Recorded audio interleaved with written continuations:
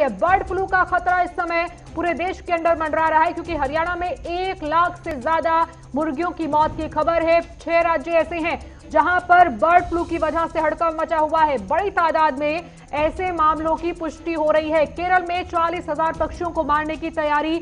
सरकार के सामने एक मजबूरी हो गया है कि आखिर बर्ड फ्लू को रोकने के लिए अगर पक्षियों को मारना भी पड़े तो उस कदम को भी उठाना पड़ेगा। केरल से बेहद हैरान करने वाली जानकारी है, लेकिन 6 राज्य ऐसे हैं जहां पर बर्ड फ्लू का जो संकट है वो बेहद गहरा रहा है, क्योंकि यहां जो पक्षियों की मौत हो रही है उसके बाद सैंपल जांचे जा रहे हैं कि क्या ये सब कुछ बर्ड फ्लू की वजह से हो रहा है।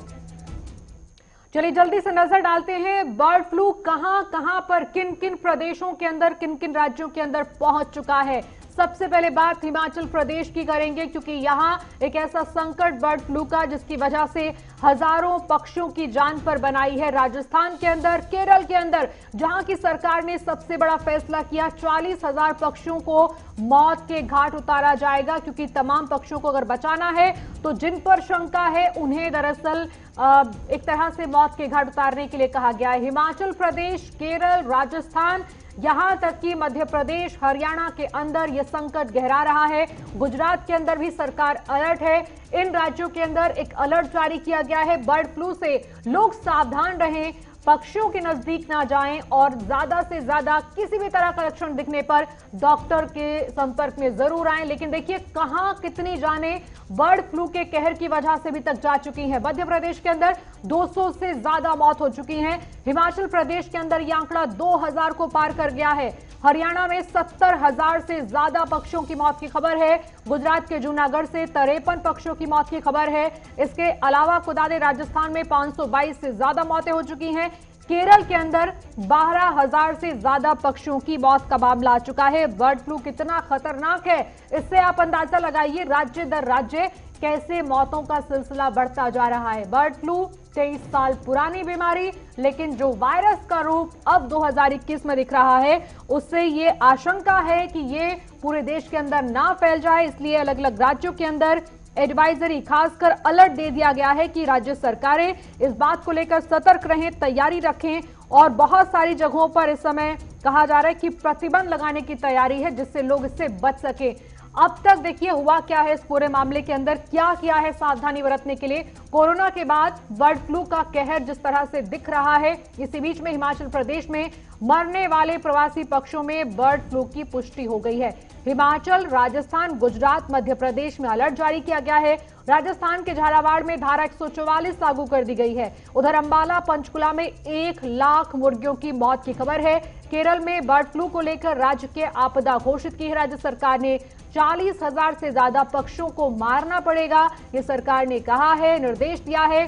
मंदसौर, बेंगलुरु में चिकन शॉप बंद कर दी गई हैं, क्योंकि लोग अगर इसके संपर्क में आएंगे तो फिर उन्हें भी परेशानी होगी।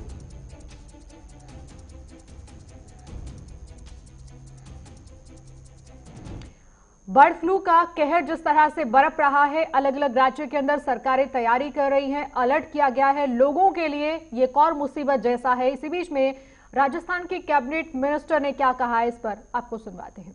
झालावाड़ हो, चाहे भरतपुर हो, चाहे दूसपाली हो, जोधपुर, हर जगह घटनाएं सामने निकल कर देखिए बिल्कुल ये जो बात सामने आई है बर्ड फ्लू की, ये काफी गंभीर है। अभी भी अधिकारियों की मीटिंग चल रही है, आज 12 बजे रखी है, आपात मीटिंग बुलाई गई है, डॉक्टर्स रवाना करेंगे, वन विभाग से भी बात कर रहे हैं और जो स्थिति है उसके लिए एक नंबर भी वो कर रहे हैं। हम एक आपातकालीन वो बना रहे हैं, उसमें नंबर देंगे कि जहाँ भी ऐसी कोई स्थिति बनती है तो उसकी सूचना मिले। और पूरा चाक चौबंद कर दिया है प्रशासन को, खासतौर से जो पशुपालन विभाग है और वन विभाग है उनके अधिकारी आज मीटिंग कर रहे हैं आपस में। आपको मालूम अभी चल जाएगा प्रेस को। क्या सैंपल भेजे गए कटारिया जी, क्या लग रहा है कौन सी बीमारी? सैंपल की रिपोर्ट भी आने की बाकी है। अभी आज ही मैं आया हूँ, उससे पहले दिशा निर्देश दे के आया हूँ कि पूरे राजस्थान की मीटिंग की जाए, डिस्ट्रिक्ट के जो अधिकारी है उनसे संवाद किया जाए और जहाँ जहाँ भी है वहाँ व्यवस्था की जाए कि इस तरह का कोई भी प्रकरण सामने आता है तुरंत सैंपल उठा के और उसको भेजा जाए। किन जिलों से कैसी रिपोर्ट आई है अब तक? अभी तक ऐसा कोई ज्यादा है नहीं, वो एक जो कुआं, एक बार जो रिपोर्ट आई है उधर से कुआं वाली, वो ठीक है कि उसमें कुछ न कुछ हुआ है और वो एंजाइना फ्लू जो होती है बीमारी उन्होंने बताई है, उसके बारे में लैब में रिपोर्ट आगे भेजी गई है। मतलब पूरा प्रशासन अलर्ट है। बिल्कुल बिल्कुल बिल्कुल। कि आखिर पक्षियों के बीच में फैली यह बीमारी क्या इंसान के लिए खतरनाक हो सकती है? एक मामला जो कुछ साल पहले चीन के अंदर आया था, क्या भारत और तमाम राज्यों के अंदर भारत में सरकारों को डरना चाहिए सर? इस पर और एहतियात बरतने की क्या जरूरत है? लेकिन उससे पहले ग्राफिक्स के जरिए आपको दिखाते हैं कि आपको चिंतित क्यों होना चाहिए। बर्ड फ्लू एक्चुअल में है क्या? क्योंकि बड़ा सामान्य तरह के लक्षण वाला ये bird flu avian influenza virus H5N1 जिसे कि बर्ड फ्लू कहा जाता है, ये वायरस पक्षियों के साथ इंसानों के लिए भी खतरनाक हो सकता है। अगर ये किसी इंसान तक पहुंच जाए तो उसके लिए मुश्किल हो सकती है, यानी पक्षियों के लिए अगर जानलेवा है तो इंसान के लिए भी कम खतरनाक नहीं है। इसके लक्षण बेहद सामान्य हैं, जैसे सर्दी जुकाम, एक नॉर्मल वायरल की तरह ये किसी भी सिम्टम में दिखता है। सांस में तकलीफ होना, बार बार उल्टी आना भी एक लक्षण है, यानी बेहद सामान्य से लक्षण है, जिसकी वजह से बर्ड फ्लू की पहचान भी कई कई दिनों तक नहीं हो पाती है। वायरल संक्रमण बढ़कर न्यूमोनिया हो सकता है, व्यक्ति ज्यादा बीमार पड़ सकता है। और इसी बीच में आपको यह भी बता दें कि बर्ड फ्लू की वजह से जैसे पक्षियों की जान जा रही है, कभी कभी सांस की परेशानी हो सकती है। बर्ड फ्लू के लक्षण है क्या, ये कैसे दिखता है, कैसे इसको नोटिस किया जा सकता है, वो हम आपको बता रहे हैं इस समय। बर्ड फ्लू से जुड़ी जो जानकारी है उसमें यह भी शामिल है कि कभी कभी सांस लेने में दिक्कत हो सकती है, ये परेशानी का सामना हो सकता है। बर्ड फ्लू के बारे में अभी कई ऐसे राज्य हैं जहां पर अलर्ट जारी करते हुए कहा गया है कि बीमार व्यक्ति पोल्ट्री के सीधे संपर्क में आने से बर्ड फ्लू का सबसे ज्यादा खतरा उस पर हो सकता है, क्योंकि ऐसी जगहों से ये तेजी से फैल सकता है। पक्षी के अंडे या मल के संपर्क में आने से भी जोखिम रहता है, खतरा रहता है। इसीलिए कई जगहों पर ऐसी शॉप्स को बंद किया गया है। बर्ड फ्लू न्यूमोनिया का बहुत आक्रामक शक्ल की वजह बनता है, जिसकी वजह से इसको पहचानना थोड़ा मुश्किल है। लेकिन ऐसा कोई लक्षण अगर दिखता है तो ये चिंता की बात है। घातक होने पर यह इंसान की मौत का कारण भी बन सकता है। जैसे पक्षियों की जान जा रही है, वैसे ही ये खतरनाक इंसान के लिए भी है। 2013 में पहली बार इंसान से इंसान में बर्ड फ्लू फैला और उसके बाद कभी ऐसी कोई पुष्टि नहीं हुई जिसको लेकर यह कहा जाए कि जैसे पक्षियों के लिए रखरखाव की जरूरत है वैसे ही इंसान को जरूरत है। लेकिन 2013 के बाद कोई ऐसा मामला नजर में नहीं आया है, इसलिए पक्षियों से जुड़े हुए उनसे दूर इंसानों के रहने से जुड़े हुए फरमान आ रहे हैं, निर्देश आ रहे हैं। इसी पर हम बात करेंगे। खास मेहमान हमारे साथ जुड़ेंगे कि आखिर कोरोना काल में इस दोहरी मार से, बर्ड फ्लू के घातक वार से कैसे बचा जाए, क्या तैयारी है, डॉक्टर क्या कहते हैं। इसी बातचीत के लिए उमेश दत्त इस समय है, बीजेपी स्पोक्सपर्सन है, हिमाचल से हमारे साथ जुड़ रहे हैं। उमेश दत्त जी, बहुत बहुत स्वागत है आपका। मोहन ढिल्लो जी हैं, कांग्रेस प्रवक्ता हैं, बहुत बहुत स्वागत है मोहन ढिल्लो जी आपका भी। डॉक्टर सिद्धार्थ गुप्ता जुड़ रहे हैं, एंटी कोरोना टास्क फोर्स के मेंबर, बहुत बहुत स्वागत है doctor Siddharth Gupta ji. Doctor SPS Tomar हमारे साथ जुड़ रहे हैं, जाने माने सर्जन हैं। एसपीएस तोमर जी, बहुत बहुत स्वागत है आपका भी। मेरा पहला सवाल डॉक्टर एसपीएस तोमर आपसे ही है, ये नया वायरस बर्ड फ्लू नए कोरोना के बीच में H5N1 इंसान के लिए कितना खतरनाक है? क्योंकि पक्षियों की मौत जिस तरह से हो रही है, जिस तरह से हम अलर्ट देख रहे हैं, उससे तो सहज समझ में आता है कि बहुत सारी पाबंदियां पक्षियों के साथ साथ इंसानों के लिए भी आने वाली हैं, बर्ड फ्लू अगर इसी तरह फैलता रहा। अगर हम लोग इन्फ्लुएंजा वायरस की बात करें, म्यूट कर दीजिए। देखिए, हम अगर इन्फ्लुएंजा वायरस की बात करें तो इन्फ्लुएंजा वायरस बहुत टाइप के हैं। उसमें टिपिकल अगर जैसे H1N1 या H2N1 इस तरह की न्यूमरेशन सिस्टम दिया गया है। अगर हम स्पेसिफिकली H5N1 की बात करें, जो पर्टिकुलर ये एवियन वायरस है, ये कॉमन है बर्ड्स के अंदर भी और ह्यूमंस के अंदर भी। सो इसका कंटेजियस नेचर ह्यूमन और बर्ड्स दोनों के लिए है, पहली चीज।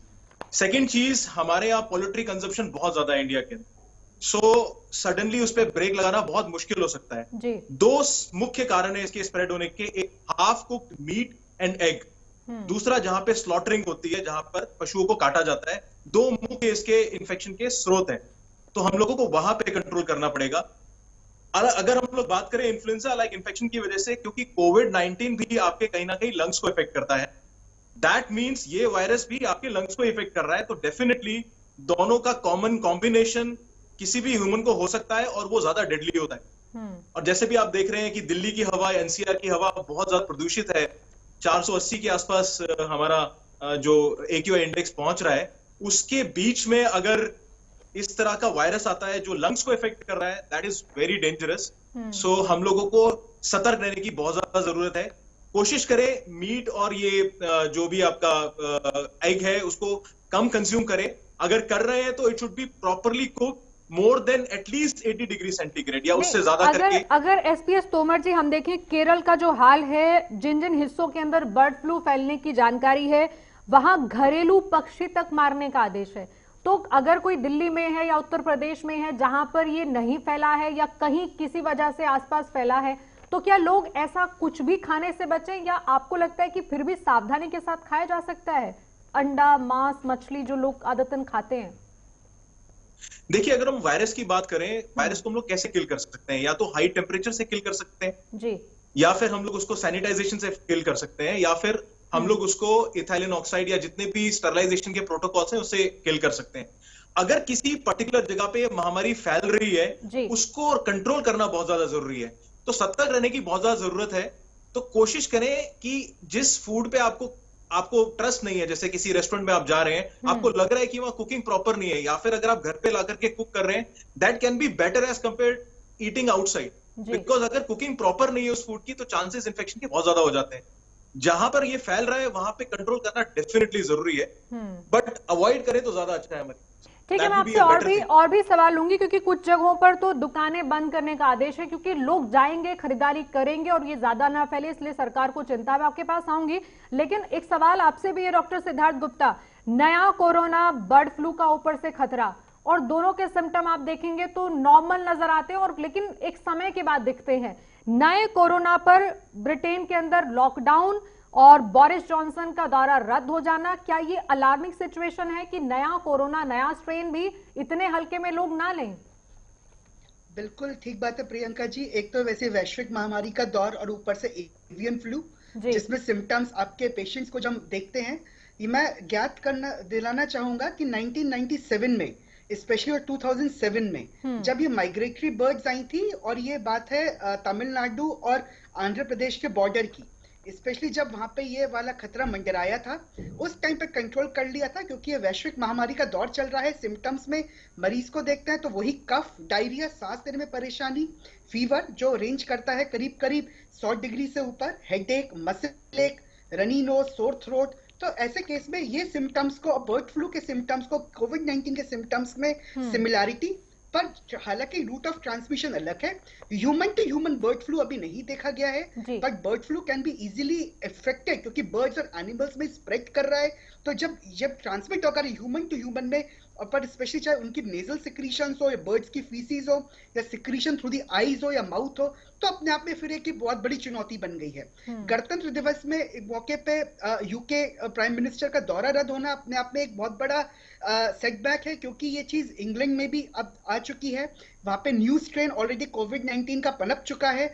तो ये सारी चीजों को देखते हुए H5N1 और कोविड-19 का जो वैश्विक महामारी है, तो as a doctor, as a corona task force member, मैं यही चैनल के माध्यम से बताना चाहूंगा कि इसको इतने हल्के में ना लिया जाए। आपके पास आएंगे और भी सवाल लेंगे। उमेश दत्त जी, क्योंकि अब तो कई राज्यों में पहले से न सिर्फ ये बता दिया गया है कि आपको व्यापार, कारोबार, पालतू पक्षियों से, मीट, अंडों से दूर रहने की जरूरत है, बल्कि ऐसे तमाम जगह हैं जहां अचानक से हजारों पक्षियों की मौत गई है। क्या तैयारी है? राजस्थान में 144 लगा दी है, कुछ राज्यों के अंदर एक एडवाइजरी भर है। क्या तैयारी है कि बर्ड फ्लू जैसे खतरे से लोग बच सकें, और ये जो हम देख रहे हैं 2 से 3 दिन के अंदर बर्ड फ्लू जिस तरीके से फैल रहा है वो बाकी राज्यों तक ना पहुंचे? आप लोगों ने क्या तैयारी की है? क्या सभी राज्य सरकारों के लिए एडवाइजरी आने वाली है?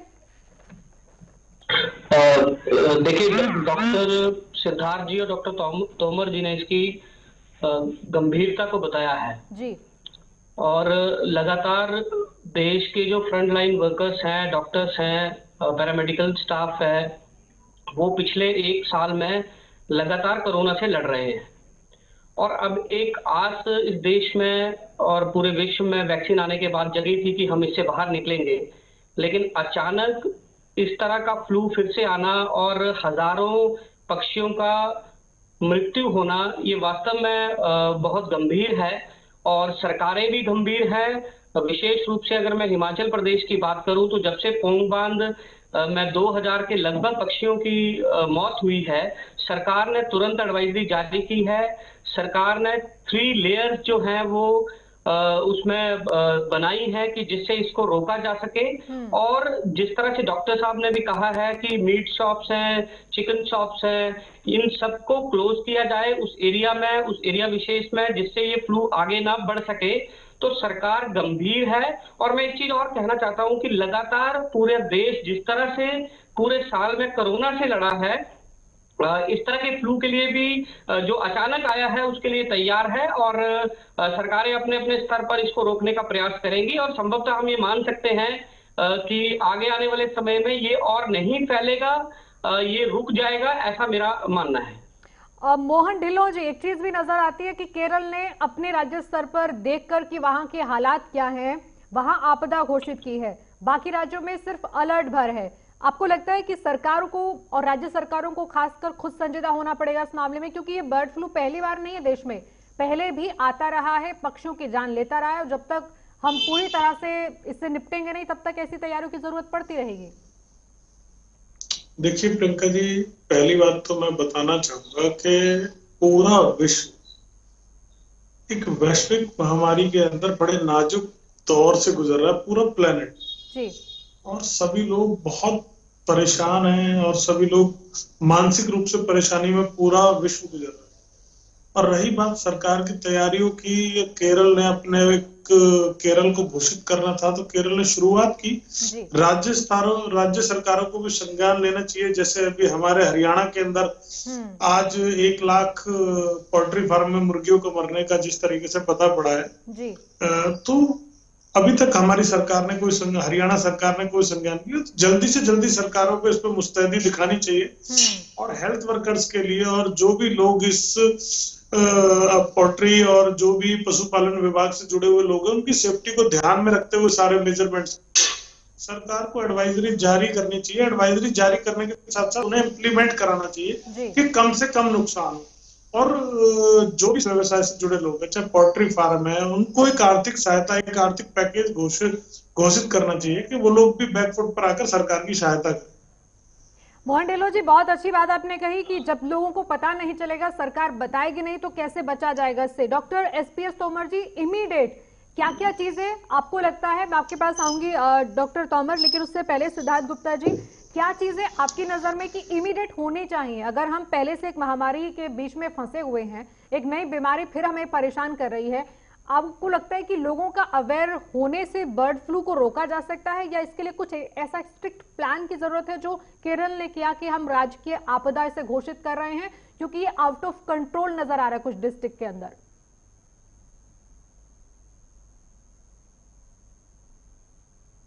जो मैक्सिमम रिस्क है, जानने की जरूरत है कि किनको इस समय सबसे ज्यादा बर्ड फ्लू से रिस्क पर हैं। जैसे पोल्ट्री फार्मर हो गए या वो ट्रैवलर हो गए जो पर्टिकुलर एरिया को अफेक्ट करे हुए हैं, जो एक्सपोज हो गए हैं इन्फेक्टेड बर्ड्स को, या जो अंडर पोल्ट्री या एग्स का सेवन कर रहे हैं, या वो हेल्थ केयर वर्कर जो उन इन्फेक्टेड पेशेंट्स के कांटेक्ट में आए हैं, या कोई एनी हाउस होल्ड मेंबर जो इस इन्फेक्टेड पर्सन के साथ है, तो उनका आइडेंटिफिकेशन, उनकी कांटेक्ट ट्रेसिंग होना बहुत जरूरी है। क्योंकि आपदा में कन्वर्ट ना हो सके, हमें ह्यूमन टू ह्यूमन ट्रांसमिशन को रोकना है, एवियन टू ह्यूमन ट्रांसमिशन को रोकना है, एनिमल टू ह्यूमन ट्रांसमिशन को रोकना है, simultaneously human to animal transmission को रोकना है। तो इसी तरह से हमें करना इसको पड़ेगा। दूसरा, centre for disease control and prevention के तहत जो सीडीसी गाइडलाइंस कहती है, वो ये कहती है कि इनका जो टेस्ट होता है, डायग्नोस्टिक टेस्ट, जैसे इन्फ्लुएंजा A/H5 एशियन लीनिएज का जो वायरल है, इसका टेस्ट भी RT-PCR ही है, जो गोल्ड स्टैंडर्ड कहा जाता है। क्योंकि RT-PCR is a gold standard और उसका प्राइमर और प्रोब्स उसके सेट होते हैं। तो ये बहुत जरूरी है। अगर जो आपने अभी आपको चैनल पे बताया था, दर्शकों को बताया था किस तरह के लक्षण आते हैं, तो किसी भी तरह की लापरवाही नहीं करनी है। मैं आपको फिर से बता रहा हूँ, जो हमने सिम्टम्स अभी बताए थे, मैं दर्शकों को दोबारा बता रहा हूँ। और स्पेशली इन सब पर्सन्स को जो ज्यादा रिस्क पर हैं, तो उसमें RT-PCR की टेस्ट होनी, पुष्टिकरण बहुत जरूरी है। क्योंकि वायरल अपने आप में फिर एक सेल्फ लिमिटिंग चीज है, क्योरेबल है, पर हमें इसको पैंडेमिक में कन्वर्ट नहीं होने देना है। ऑलरेडी कोविड-19 का वैश्विक महामारी का दौर चल रहा है। न्यूज इनका डायग्नोज यूके में हो चुका है, दोबारा से इंडो यूके कॉरिडोर को फिर से बंद कर दिया गया है। इन सब के तहत जो हमारे पोल्ट्री फार्मर्स में जो पर्सन जो वर्क करते हैं और जो पीपल जो ऑक्यूपेशनल हजार्ड्स जो मैक्सिमम रिस्क पर हैं, तो उनका प्रिवेंशन, उनका आइसोलेशन, उनका इन्वेस्टिगेशन और ट्रीटमेंट होना बहुत बहुत अति आवश्यक है। ठीक है डॉक्टर एसपीएस जी, आपकी नजर में कोई खास तरह के पक्षी हैं जो इसकी चपेट में आते हैं, क्योंकि इसमें यह भी कहा गया था कि कुछ प्रवासी पक्षी ही इसके लिए ज्यादा संक्रमण की चपेट में आ रहे हैं। क्या कुछ खास तरह के पक्षी या फिर किसी भी तरह के पक्षी में फैल सकता है वायरस? देखिए वायरस है, अगर किसी पक्षी के साथ कांटेक्ट है तो किसी भी पक्षी के अंदर फैल सकता है, क्योंकि H5N1 जो एवियन फ्लू है वो एक पक्षियों की बीमारी है।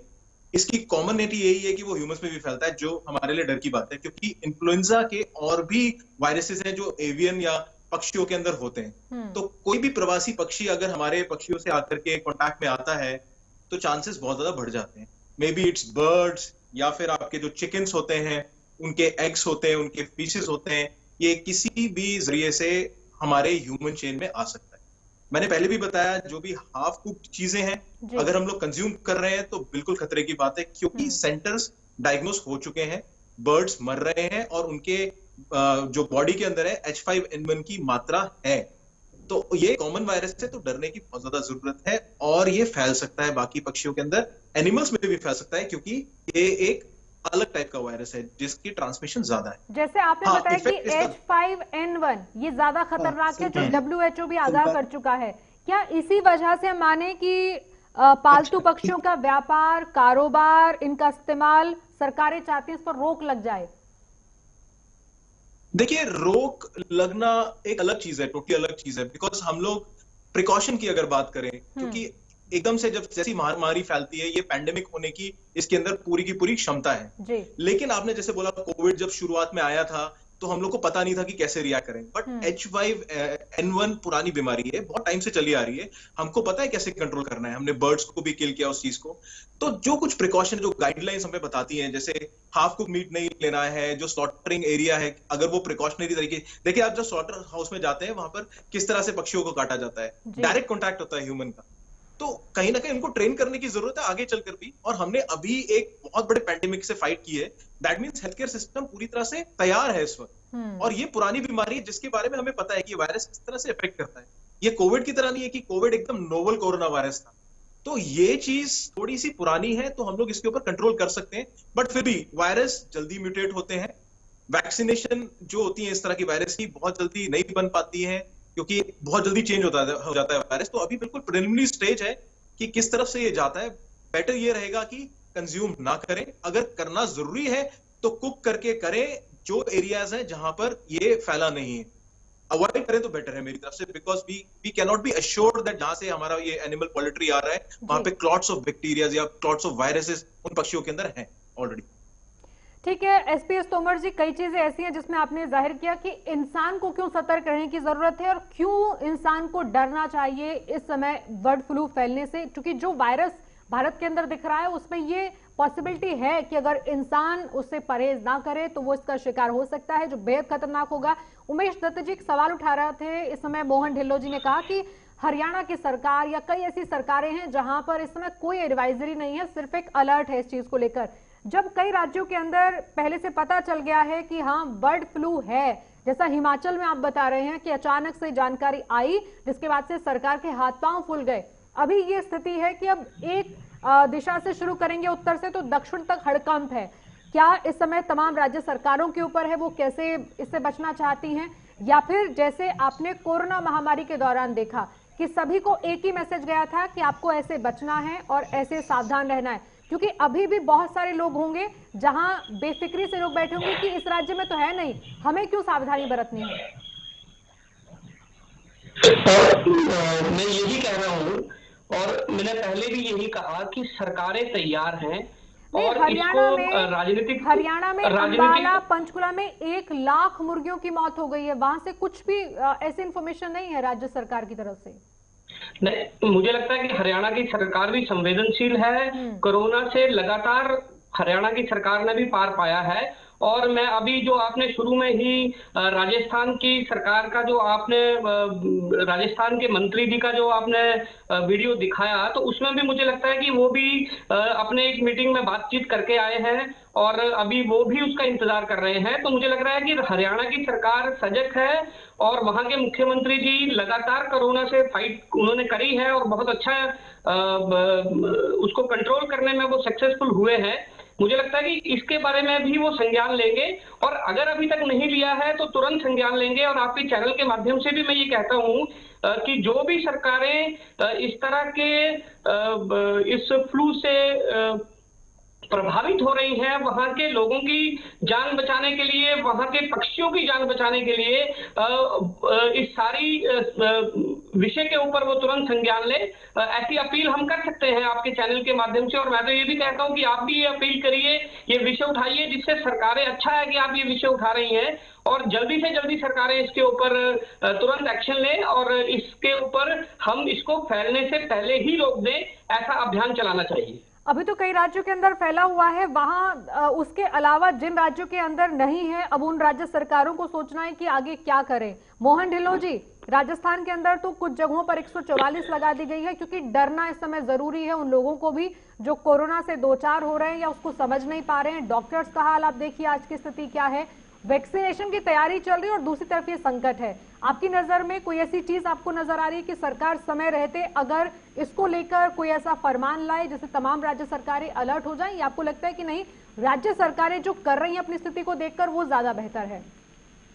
देखिए, मैं प्रियंका जी आपको बताना चाहूंगा, सबसे पहले सरकार को सरल भाषा के अंदर एडवाइजरी जारी करनी चाहिए, लोगों को भरोसे में लेना चाहिए और उनको समाधान बताना चाहिए ताकि भय और हैंडकंप की स्थिति ना बने जी। जैसा कि कोरोना के शुरू में लॉकडाउन के टाइम पर हुआ, लोग काफी डर गए थे क्योंकि अभी देश कोरोना के डर से बाहर नहीं निकला है। तो लोगों को मानसिक तनाव से बचाने के लिए सबसे पहले सरल भाषा में एक एडवाइजरी जारी की जाए, लोगों को भरोसे में लिया जाए और इसके लिए एक आर्थिक पैकेज और सरकारों की, केंद्र सरकार को सभी राज्य सरकारों की मदद जारी करनी चाहिए, एक आर्थिक पैकेज जारी करना चाहिए ताकि सभी लोग सरकार की मिलजुल कर सारी सरकार हमारी से निजात पा सके और सभी को समझना चाहिए। जैसा कि डॉक्टर साहब ने बड़ी सरल भाषा में बताया और उसको और थोड़ा सा, वो सिद्धार्थ गुप्ता जी थोड़ा सा और सिंपल भाषा में लोगों को आपके चैनल के माध्यम से समझा सकते हैं कि हम लोगों को ये चिकन कंज्यूम नहीं करना या अंडे नहीं खाने, अभी थोड़े दिन हम रहने देते हैं इन सब चीजों को। जो नॉन वेजिटेरियन लोग हैं वो थोड़ा सा लगाम लगाए अपने ईटिंग हैबिट पर, तो काफी हद तक हम इन सब चीजों से निजात पा सकते हैं। एक अच्छी बात आप बता रहे हैं, लेकिन डॉक्टर SPS तोमर जी, लोग तो खाने से बच सकते हैं, लेकिन जिनका यही काम है वो क्या करेंगे? अब तो एक संकट में है कि लोग डरेंगे भी और वो खुद कैसे बचेंगे? क्या ऐसी चीजें आपको लगता है कि अगर किसी को मजबूरन या किसी कारण से पक्षियों के संपर्क में आना है या आना पड़ता है तो क्या किया जाए और क्या ना किया जाए? देखिए, प्रिकॉशन तो वही है, इन्फ्लुएंजा जो है रेस्पिरेटरी डिजीज है, यानी आपके नाक और मुंह से जो ट्रैवल करता है बॉडी के अंदर और निमोनिया टाइप की कंडीशंस पैदा करता है। तो सबसे पहले उसको कवर करना बहुत ज्यादा जरूरी है। बाकी अगर कांटेक्ट में रहते हैं, जैसे PPE किट्स वगैरह पहन करके जो पोल्ट्री इंडस्ट्री के अंदर है वो अब उस काम को कर सकते हैं। फिर भी आपकी बात बिल्कुल सही है कि बेटर है अवॉइड किया जाए, मैं भी यही मानता हूँ, बिकॉज 100% प्रिकॉशन हम लोग नहीं बोल सकते इस चीज को कि आप बिल्कुल बोलेंगे 100% श्योरिटी के साथ कि कंटामिनेशन नहीं कर पा रहे, क्योंकि पोल्ट्री को एक तरह से रिवाइव करना जरूरी भी है और पहले ही अभी पैंडेमिक आया था, उसके बाद फिर दोहरी मार पड़ी उसके अंदर जी। तो ये बहुत ही ज्यादा एक थिन लाइन है, मतलब एक डबल एज स्वॉर्ड है, तो दोनों तरफ से हमको सोच के रहना पड़ेगा। ऑफ कोर्स जहां पर सिचुएशन अनकंट्रोल्ड है वहां पर तो डेफिनेटली स्ट्रिक्ट मेजर्स की जरूरत है और उसको वहीं पे रोक दिया जाए, पेंडेमिक ना बनने दिया जाए, इसको एंडेमिक ही रहने दिया जाए, एक पर्टिकुलर रीजन में ही स्प्रेड होकर के उसको रोक दिया जाए ताकि ये पेंडेमिक ना हो और किसी तरह से छोटा सा सवाल मेरा आपसे डॉक्टर SPS तोमर जी, डेथ रेट क्या समझ पा रहे हैं या एवरेज कितना डेथ है ऐसे केसेस के अंदर? क्योंकि अभी जैसे हरियाणा से खबर है, केरल से है, लाखों की तादाद में पक्षियों की जान जाने की खबरें हैं। देखिए डेथ रेट बहुत ज्यादा हाई है पक्षियों के अंदर। ह्यूमंस के अंदर अभी तक जो पुरानी स्टेजेस हम लोग देखी है, इतना ज्यादा तो हम नहीं बोलेंगे, लेकिन फैटल है। फैटल किसके लिए है? जिसको ऑलरेडी लंग्स के डिजीजेस हैं। मैं बार बार बोलूंगा, अगर आप मुंबई की बात करें, दिल्ली की बात करें, ऑलरेडी पॉल्यूशन लेवल बहुत ज्यादा है, और उसके बाद अगर इन्फ्लुएंजा या निमोनिया होता है किसी मरीज को, तो वो कितना फैटल हो सकता है आप जानते हैं। बिकॉज रेस्पिरेटरी ब्लॉक हो जाता है, कॉगुलेट हो जाता है, हमारे जो ब्रोंक्यूल्स होते हैं जहां से हमारी सांस का एक्सचेंज होता है ब्लड के थ्रू, वहां पे ब्लॉकिंग हो जाती है। तो किसी को ऑलरेडी अगर पॉल्यूशन से ग्रसित है वो और लंग्स के डिजीज से जूझ रहा है, उसके ऊपर अगर उसको इन्फ्लुएंजा हो जाए, उसके लिए डेफिनेटली फैटल है। एक यंग इंडिविजुअल के लिए तो मैं थोड़ा सा बोलूंगा शायद इम्यूनिटी उसको बचा ले, बट लेकिन फिर भी बिकॉज आप तो स्प्रेड कर पाएंगे ना अगर ये। ठीक है, आपके पास लौटेंगे। आप कह रहे हैं कि लापरवाही बरतनी बहुत भारी पड़ सकती है। जल्दी से एक बार दर्शकों को दिखा देते हैं आसान भाषा में कैसे पहचाना जाता है बर्ड फ्लू, यानी इसके लक्षण, सिम्टम क्या हैं और क्या करें क्या ना करें। आम भाषा के अंदर समझिए इसे। सबसे ज्यादा कौन से लक्षण दिखते हैं बर्ड फ्लू का शिकार होने पर? डायरिया की दिक्कत हो सकती है, बुखार की शिकायत हो सकती है, सर दर्द हो सकता है, बेचैनी बढ़ सकती है, सीने में कफ की शिकायत हो सकती है, गले में खराश महसूस हो सकती है, नाक बह सकता है, सांस से जुड़ी दिक्कत हो सकती है, और तो और मांसपेशियों में दर्द की शिकायत भी हो सकती है। आपको ये आम से दिखने वाली बीमारियां अगर महसूस होती हैं तो घर पर नहीं लेकिन डॉक्टर से संपर्क कर इसका इलाज जरूर शुरू करवाना चाहिए। किसी भी लक्षण को आप हल्के में ना लें। डायरिया, बुखार, सिरदर्द, बेचैनी, सीने में कफ जमा होना, गले में खराश महसूस होना, नाक बहने की शिकायत, सांस से जुड़ी कोई दिक्कत हो रही है, मांसपेशियों में दर्द महसूस हो रहा है, तो आप इसे एक आम वायरल ना समझें। लेकिन करना क्या है ये देखिए। बर्ड फ्लू का खतरा अगर मंडरा रहा है तो ऐसे में मास्क का इस्तेमाल आपको करना है। कई राज्यों के अंदर ये कहा गया है लोगों से कि आप सतर्कता बरतें क्योंकि वहां बहुत तेजी से बर्ड फ्लू फैल रहा है। सात्विक भोजन करें, यानी किसी भी तरह का मांसाहारी भोजन करने से बचें। डॉक्टर के संपर्क में रहें। लक्षण को नजरअंदाज ना करें। कोई भी सिम्टम आपको लगता है मामूली भी तो आप उसके लिए इंतजार ना करें, डॉक्टर से संपर्क करें। लेकिन अगर आप ऐसी जगह पर हैं जहां पर पहले से एडवाइजरी है या फिर बर्ड फ्लू का खतरा है तो क्या नहीं करना है वो समझ लीजिए।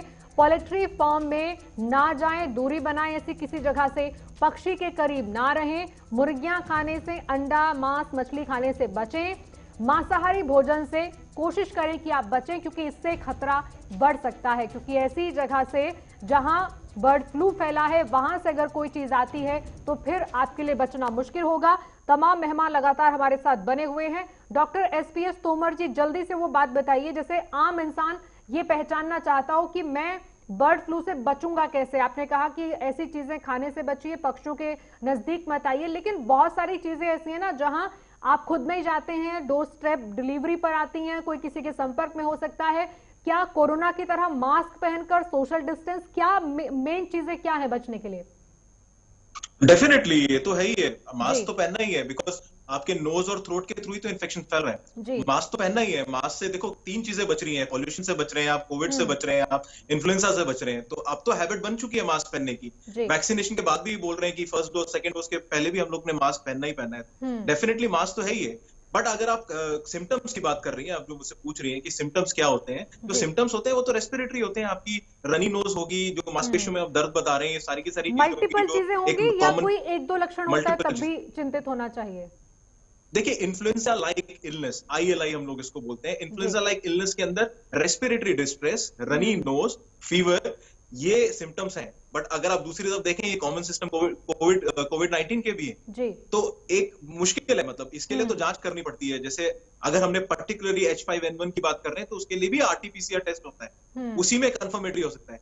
सिम्टम्स तो कंफ्यूजिंग है ही है, तो आपको एक ही प्रिकॉशन लेना है, मास्क पहनना है, सोशल डिस्टेंसिंग डेफिनेटली रखनी है, और क्या, वही तो सेम हम लोग के प्रोसीजर है। तो उसी से हम बच सकते हैं डेफिनेटली।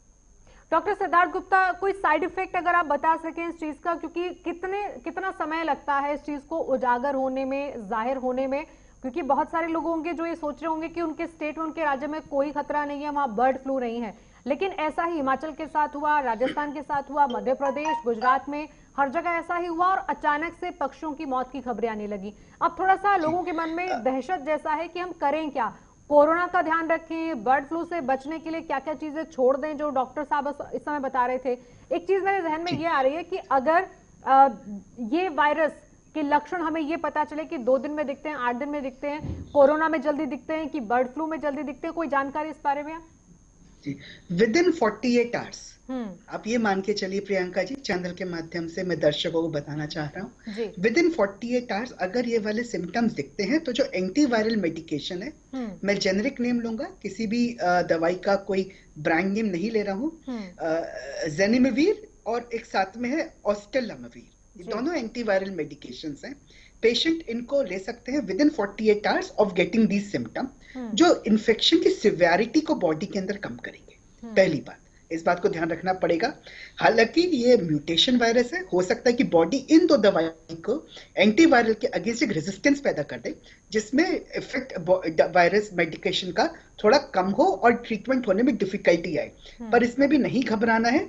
दूसरा, कुछ ऐसे सिम्टम्स हैं जो हमें पोटेंशियल कॉम्प्लिकेशंस की तरफ हमें देखना है। अगर बॉडी में कोई पर्टिकुलर सेप्सिस की तरफ जा रहे हैं या न्यूमोनिया लाइक सिम्टम आ रहे हैं या कोई मल्टी ऑर्गन इन्वॉल्वमेंट हो रहा है या एक्यूट रेस्पिरेटरी डिस्ट्रेस हो रहा है जिसकी वजह से सांस लेने में इमीडिएटली परेशानी हो रही है, तो गोल्ड स्टैंडर्ड हम मान के चलेंगे आरटीपीसीआर, जो रहेगा क्वांटिफाइएबल, जिसको हम डिटेक्ट करेंगे। और 48 आवर्स के अंदर अगर कोई भी लक्षण होता है, पेशेंट को अगर हम एंटीवायरल मेडिकेशन दे सकते हैं तो ह्यूमन में कम से कम उसकी ये सिवियरिटी ऑफ द इन्फेक्शन को कम कर सकते हैं। चलिए, आपके पास और भी सवाल ऐसे हैं जिसमें एक इंसान से इंसान में फैलने को लेकर जो चिंता लोगों के मन में है, पक्षियों के बीच में जैसे हमें अभी पता चला, इंसानों के मसले पर क्या कोई ऐसी स्टडी चल रही है जिससे पता चलता? आपके पास में आऊंगी और सवाल लेकर, लेकिन उमेश दत्त जी, एक और भी चीज है, जिन जिन राज्यों में पक्षी मरे हैं वहां से वायरस होने की पुष्टि हुई है, तभी जाकर कुछ अलर्ट्स दिए गए हैं सरकारों की तरफ से। दोहरा संकट आप अपनी तरफ देख रहे हैं इसको लेकर, क्योंकि आपने जैसे हिमाचल का हाल बताया वैसे ही बाकी राज्यों के अंदर भी है, मीटिंग का दौर चल रहा है, कोई अलर्ट की तैयारी कर रहा है, लोगों को अवेयर करना पड़ रहा है। 2021 को लेकर क्या आपके जहन में भी ये चीज है कि मुश्किल हो सकती है अगर नए कोरोना पर, जैसे अभी हमने प्रतिबंधों का दौर देखा, bird flu out of control होता है तो फिर एक नई मुसीबत है? मैं अभी डॉक्टर सिद्धार्थ जी को बड़ी ध्यान से सुन रहा था जी। मुझे लगता है कि कोरोना से बर्ड फ्लू का कंपैरिजन तो नहीं है। कोरोना एक ऐसी वैश्विक महामारी आई कि जिससे बहुत लंबे समय से हमें जूझना पड़ा, और अभी मुझे लगता है कि वैक्सीनेशन के स्थिति में पूरा विश्व आया है। एक लंबा दौर जो है वो लगातार रिसर्च के ऊपर और लगातार ह्यूमन बिहेवियर के ऊपर ही कोरोना में खर्च हो गया, ऐसा मुझे दिखाई देता है। मैं डॉक्टर सिद्धार्थ जी की बात ध्यान दे रहा था कि अगर प्रिकॉशंस रखी जाती हैं और किस तरह से उसकी मेडिकेशन होनी है, किस तरह से उसका डायग्नोस होना है, किस तरह से आगे आने वाले दिनों में डॉक्टर्स की सलाह से उसमें किस तरह की दवाई लेनी है, अगर उस पर ध्यान दिया जाएगा तो ये बहुत बड़ा विषय नहीं बनने वाला है। लेकिन वास्तव में ये जो जिस तरह के सिम्टम्स बर्ड फ्लू के आते हैं और जिस तरह के सिम्टम्स कोरोना के आते हैं, आज जिस तरह से पूरा विश्व, पूरा देश, हमारे प्रदेश जिस तरह से कोरोना से लड़ रहे हैं, तो ये दोनों मिक्स होते हुए दिखाई दे रहे हैं। सिम्टम्स बर्ड फ्लू के हैं या कोरोना के हैं, ये ही लोगों के जहन में डालना पड़ेगा, और इससे किस तरह से बचा जाए, जो डॉक्टर्स एडवाइस कर रहे हैं, जो एक्सपर्ट एडवाइस कर रहे हैं, उसके ऊपर हमें जाना पड़ेगा, तभी हम इस दोहरी मार से 2021 में बच सकते हैं। तो इस पर विशेष ध्यान देने की जरूरत मुझे लगता है कि सब लोगों को है। उमेश दत्त जी, आप सोचिए जरा, अगर एक दिन में 4 से 5 राज्यों से खबरें आ रही हैं तो बाकी राज्यों के लिए भी ये बहुत बड़ी चिंता है कि वहां से ना जाने कब मामले सामने आ जाएं। एक चीज और भी है यहाँ मोहन ढिल्लों जी, कि पहले जब सरकार ने कुछ इनिशिएट्स लिए थे तो बहुत ज्यादा आलोचना हुई थी, और नए कोरोना को लेकर भी ऐसा लग रहा है कि सरकार के ऊपर फिर से सवाल उठ रहे हैं कि आप लोग क्यों नहीं संजीदा हैं। जैसा आज ब्रिटेन के प्रधानमंत्री का आना भारत कैंसिल हो गया। बर्ड फ्लू के साइड इफेक्ट्स आपकी नजर में क्या क्या दिख रहे हैं कि सरकारों के लिए अब परेशानी हो सकती है? ये देखिए, सबसे पहली बात तो एक बात बोलना चाहता हूं, इस महामारी के दौर में कांग्रेस पार्टी बिल्कुल जो भी सरकार जनता के हक में कदम लेती है, बीजेपी सरकार, हम बिल्कुल सरकार की मदद करने के लिए हर तरह से तैयार है। कोविड-19 के टाइम पर भी हमेशा हम साथ खड़े हुए थे। आप हमारी जहां आपको मदद चाहिए हम साथ खड़े। पर भारतीय जनता पार्टी की बातें हवा हवाई है, जैसा कि आप अभी सुन रहे हैं। मैं भी डॉक्टर साहब को सुन के मुझे पता लगा मैं भी ये नहीं बता रहा कि मुझे बहुत ज्यादा इसके बारे में, बर्ड फ्लू के बारे में पता है जी। डॉक्टर साहब बता रहे हैं। आप एक चीज बताइए, इन्होंने बताया कि RT-PCR गोल्ड स्टैंडर्ड होना चाहिए। अभी आप सरकार से पूछोगे तो अभी तो सरकार की RT-PCR कराने के, अगर बर्ड फ्लू फैल गया, महामारी बन गया, तो सरकार ने क्या तैयारी की है टेस्ट कराने की लोगों के लिए? कोई तैयारी नहीं है अभी सरकार की। ये बिल्कुल नामचीन तौर पर तैयारियां। अगर देखिए, मैं तो यही चाहूंगा कि ये जहां फैला है वहीं पर रुक जाए और लोगों को मदद हो जाए। तो सरकार अपनी तैयारियां, हवाई तैयारियां न रखे, जो दावा करे वो पूरा हो पब्लिक के अंदर। क्योंकि जब कोविड-19 फैला तो सबसे बड़ी जो समस्या आपने और हमने देखी, तो 3-3 दिन के अंदर टेस्टों की रिपोर्ट आ रही थी। इतने लोग बुरी तरह से कंटामिनेटेड हो रहे थे उस वायरस से, बहुत प्रभावित हो रहे थे, लोगों की मौतें हो रही थी। जैसे जैसे टेस्ट इजी हुए, लाइन ऑफ ट्रीटमेंट बना, लोगों के इलाज होने स्टार्ट हुए, रिकवरी रेट भी बढ़ गया। रिकवरी रेट 90% तक आ गया, लोगों की जान बची। तो मैं सरकार से यही विनम्र अनुरोध करना चाहूंगा, आग्रह करना चाहूंगा कि अब जल्दी से जल्दी लैब सेटल करें, टेस्ट सेटल करें, और जो इस व्यवसाय से, पालतू पक्षियों के कारोबार से और व्यवसाय से जुड़े लोग हैं, इनके लिए एक आर्थिक पैकेज की घोषणा करें कि ताकि ये अपने कारोबार को तुरंत जल्दी से जल्दी बंद करें। ये हैचरीज की जितनी सप्लाई मार्केट्स के अंदर आ रही है, जितनी जल्दी बंद हो जाएंगी, इनको आर्थिक सहायता मिल जाएगी। क्योंकि इनके मन के ऊपर भी एक व्यवसायी जो 10-20 लाख 50 लाख का जिसका नुकसान होगा हैचरीज का, उस व्यवसायी के आप मन से पूछेंगे वो किस तरह से नहीं भेजेगा मार्केट में। वो तो यही बोलेगा कि नहीं अभी ठीक है, अभी कुछ नहीं फैला। पर लोगों, अगर उसको लोग खाएंगे, ये कंटेमिनेटेड होते हैं, एक इंसान से दूसरे इंसान में जाता है, म्यूटेशन होता है, तो उसके इलाज ढूंढने में टाइम लग जाएगा। अभी सरकार प्रिलिमिनरी स्टेज पर अगर एक अच्छे कदम उठाए और कड़े कदम उठाए, तो मुझे लगता है शायद एंडेमिक, जैसा कि डॉक्टर साहब ने कहा, पेंडेमिक की जगह एंडेमिक बन के ही रह जाएगा। तो करना चाहिए सरकार को और एक कड़े कदम उठाने चाहिए। ठीक है मोहन ढिल्लों जी, लेकिन डॉक्टर SPS तोमर जैसे मोहन ढिल्लों कह रहे हैं कि अगर हम ये सोचकर चलें कि अगर 4 से 5 या 6 राज्यों के अंदर ये बीमारी है, तो इसका मतलब ये तो नहीं कि सीमित है। भारत के अंदर अगर बड़ी तादाद में प्रवासी पक्षी हैं, तो सभी राज्यों को डरने की जरूरत है। Because you can not control. जितने भी एवियंस एक्सपर्ट हैं उनका मूवमेंट देखना चाहिए, बर्ड्स का कहाँ हो रहा है, because I am not expert in that. लेकिन जहां पर कॉन्टैक्ट है उन पक्षियों का, तो डेफिनेटली वहां पर प्रॉब्लम्स हैं।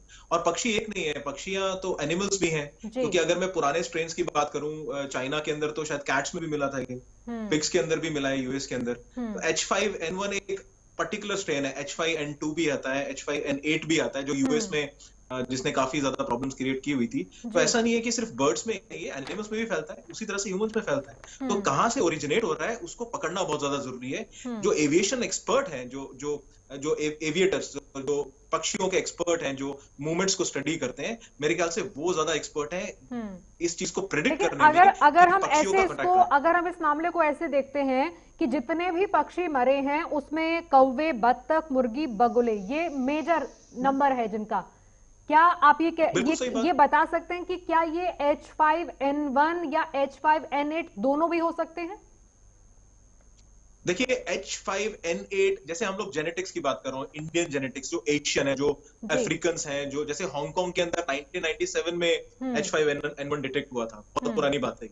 तो एशियंस के अंदर इफेक्ट ज्यादा दिखा है H5N1 का। H5N8 is more dangerous to US people. So you know, हमारे जेनेटिक्स भी होते हैं। जैसे आप कंपेयर करें किसी भी वायरस के इफेक्ट को, इनफैक्ट कोविड को भी इफेक्ट करें, अगर हम लोग यूएस और यूके के बराबर कंपेयर करते हैं, हालांकि स्टडी पुख्ता नहीं है इसके ऊपर, बट कहीं ना कहीं जेनेटिक्स का भी एक रोल होता है, इम्यूनिटी का भी एक रोल होता है।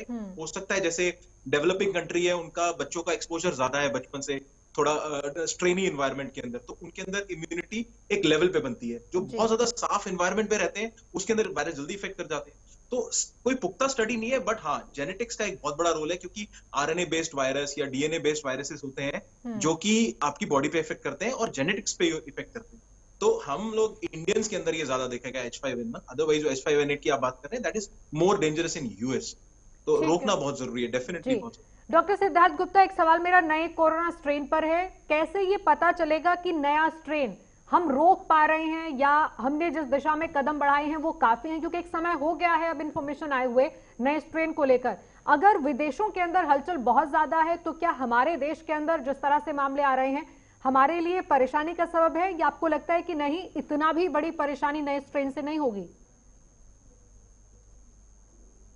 स्पेशली जब यूनाइटेड किंगडम ग्रेट ब्रिटेन में देखा गया था, तो तभी सिविल एविएशन अथॉरिटीज और ऑनरेबल मिनिस्टर ने इंडो यूके कॉरिडोर को बंद कर दिया था। ये यूके से स्ट्रेन और नेबरिंग जितने भी शेनेगन कंट्रीज हैं, जर्मनी, फ्रांस और आसपास शेनेगन एरियाज में भी देखा गया था। इंडिया में इस टाइम पे कम पेशेंट्स देखे गए थे जिनको टाइम टू टाइम बिल्कुल उनको कॉन्टैक्ट ट्रेसिंग के तहत, और जब उनके सैंपल्स की पुष्टि हुई थी कोविड-19 न्यू स्ट्रेन की, चाहे वो पुणे में हो चाहे हैदराबाद के जो वायरोलॉजी सेंटर में हो, और वहां से हमने पूरा का पूरा उनको क्वारंटीन करके उन पेशेंट्स को ट्रीट भी कराया। सेकेंडली, अभी इंडो यूके कॉरिडोर फिर से ओपन नहीं है, तो ये बहुत अच्छी बात है कि हम स्ट्रेन को सीमित करने में, कोविड-19 के न्यू स्ट्रेन को लिमिट करने में सक्सेसफुल हुए। अब तीसरा जो सबसे बहुत इंपॉर्टेंट बात है, मैं इसको आपको एक बात और बताना चाहूंगा कि अभी हम दोनों चीजों से जूझ रहे हैं, क्योंकि एग्जिस्टिंग कोविड-19 वैश्विक महामारी भी चल रही है। हालांकि हमारे पास कोविड-19 वैक्सीन जरूर आ गई है जिसके पूरे ड्राई रन कंप्लीट हो चुके हैं, इम्प्लीमेंटेशन के होने के कगार पर है, पूरी लिस्ट सूची तैयार हो चुकी है जिसमें कोरोना वॉरियर्स, फ्रंटलाइन वर्कर्स और जितने भी हमारे पेशेंट्स एट रिस्क हैं उनको कोविड-19 वैक्सीन का टीकाकरण होने की प्रक्रिया शुरू होने वाली है। अब ऐसे में बर्ड फ्लू को भी हमें प्रिवेंट करना है, कोविड-19 न्यू स्ट्रेन को भी हमें लिमिट करना है। तो जैसे कि डॉक्टर साहब ने भी बताया, और एज अ डॉक्टर मैं खुद ये भी बताना चाहूंगा कि जो हमारे ओपन एरिया के जो मार्केट्स हैं, अंडर कुक्ड पोल्ट्री है, कॉन्टैक्ट विद इन्फेक्टेड बर्ड्स हैं, उन सब चीजों को लिमिट कर दिया जाए। तो एक तरह पहले एवियन इन्फ्लुएंजा को, एवियन फ्लू को सबसे पहले सीमित करा जाए, लिमिट करा जाए। बहुत अच्छा है कि जहां पे इस समय मीट शॉप्स को ट्रांजिएंटली बंद कर दिया गया है, उन लोग उसको और स्प्रेड होने से रोक सकते हैं। कोविड-19 न्यू स्ट्रेन में भी यही वाली बात है। इंडो यूके कॉरिडोर अभी स्टार्ट नहीं हो रहा है, और आज भी सिविल एविएशन मिनिस्ट्री की गाइडलाइंस यही कह रही है कि they are not in the process to start Indo UK operations immediately. तो इस तरह से हम चीजों को अपने देश को सीमित कर रहे हैं, और अब इतने सारे सिम्टम्स होने के बाद भी डिफरेंशिएटिंग फैक्टर्स होने के साथ साथ एज अ डॉक्टर देखिए, हालांकि फ्लू लाइक सिम्टम्स हैं, सिम्टम्स भी मोर और लेस ओवरलैप कर रहे हैं, पर सोर्स ऑफ इन्फेक्शन दोनों का अलग अलग है। ठीक है डॉक्टर सिद्धार्थ गुप्ता, बड़ी महत्वपूर्ण चीज है। सोशल मीडिया पर एक एक कर बहुत सारे सवाल आ रहे हैं, फटाफट से उस पर नजर डालेंगे। डॉक्टर सिद्धार्थ गुप्ता और एसपीएस तोमर जवाब देंगे। मोहन ढिल्लो जी, उमेश दत्त जी, बहुत बहुत शुक्रिया, आप लोग जुड़े हमारे साथ, समय दिया आपने। जल्दी से सवाल आपको दिखाते हैं कि सोशल मीडिया पर लोग बार बार सवाल पूछ रहे हैं, ऐसे 5 से 7 सवाल जिनका डॉक्टर जवाब देंगे, उनसे शुरुआत करते हैं, क्योंकि बर्ड फ्लू को लेकर लोगों के मन में चिंता हो रही है बार बार कि वो कैसे बचेंगे इससे अगर ये तेजी से फैलता रहा। पहला ये, क्या बर्ड फ्लू इंसानों को भी हो सकता है? जल्दी से छोटा सा जवाब एसपीएस तोमर जी, क्या इंसानों को भी हो सकता है? इस तरह की कोई पुष्टि है कि इंसान के अंदर ये अगर किसी तरह पहुंच जाता है, क्या इसको सिर्फ एक अंदेशा माना जाए या हाँ ये सच्चाई है? डेफिनेटली बर्ड फ्लू जो है फूड चेन के अंदर के जरिए इंसानों तक डेफिनेटली फैल सकता है, खासकर कि H5N1, और ये फैटल हो सकता है उन लोगों के लिए जिनके अंदर already pneumonia like symptoms, short भाषा के अंदर हम बोले, डेफिनेटली फैल सकता है, और फैटल है उनके लिए जिनके अंदर इन्फ्लुएंजा लाइक इन्फेक्शन या निमोनिया के ऑलरेडी सिम्टम्स हैं। ठीक है, एक और सवाल जल्दी से ले लेते हैं, क्योंकि अभी भी कई लोग ये पूछ रहे हैं बर्ड फ्लू को लेकर कि मौत की दर कितनी है। इससे पहले भी आपने बताया था एसपीएस तोमर जी, जल्दी से बताइए क्या एक्यूरेट दर की कोई जानकारी है इस बारे में? अभी तो जो नया स्ट्रेन आया है जिसपे इफेक्ट हो रहा है उसका कोई अभी आंकड़ा नहीं है, क्योंकि टाइम लगता है आंकड़े को देखने के लिए, बट पुराने स्टडी के अनुसार इतनी ज्यादा नहीं है। इन्फेक्शन की डेथ रेट उन्हीं के अंदर है जिनके अंदर ऑलरेडी कोमॉर्बिडिटीज हैं, यानी लंग्स की परेशानी है। तो डेफिनेटली मैं बोलूंगा जो दिल्ली है, मुंबई है, मेट्रो सिटी जहां पे पॉल्यूशन ऑलरेडी ज्यादा है, लंग्स के बीमारियां ज्यादा है, वहां के लिए फैटल हो सकता है ये पर्टिकुलर स्ट्रेन। चलिए डॉक्टर, बहुत बहुत शुक्रिया आपका, डॉक्टर सिद्धार्थ गुप्ता आपका भी, और एसपीएस तोमर जी आपका भी। आप लोगों ने हमें समय दिया और बहुत सारे सवालों के जवाब दिए कि बर्ड फ्लू किस हद तक खतरनाक है, और जिन राज्यों के अंदर ये संकट है उसके अलावा भी बाकी राज्यों को चिंतित होना चाहिए। लाखों की तादाद में पक्षियों की जान गई है और लाखों की तादाद में पक्षियों की जान पर बनी हुई है। फिलहाल इतना ही, फिर हाजिर होंगे। नमस्कार।